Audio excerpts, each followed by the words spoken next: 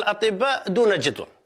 شوف الأخ، الخوف من الموت، الخوف من الموت هو الموت جاي شئت أم أبيت. العبد الضعيف لا يتكلم الآن، ربما تسمعوا خبره والأمر بيد الله، قال بالأحمر الله يرحمه، ولا هذه ما عرفنا شيء.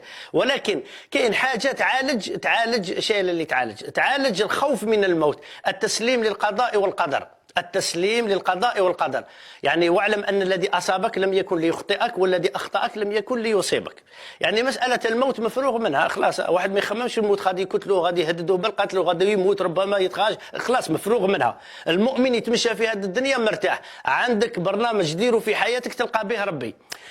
الخوف، أنا أقول لكم ماشي الخوف من الموت، الخوف لما بعد الموت. هذه النصيحة نوجهها للإخوة، الخوف لما بعد الموت. نتمنى كل مشاهد يسمعني، نقولها يقين، حتى وإن يتهموني بمشاوي، يتهموني، ولكن نصيحة دي نصيحة كلامي برك، ما تديش على بالأحمر. اعمل لما بعد الكيس لمن دان نفسه وعمل لما بعد الموت، كما قال الرسول صلى الله عليه وسلم. والموت على بالك حياة ما بعد الموت، حياة شابة غير ما ناش عارفينها.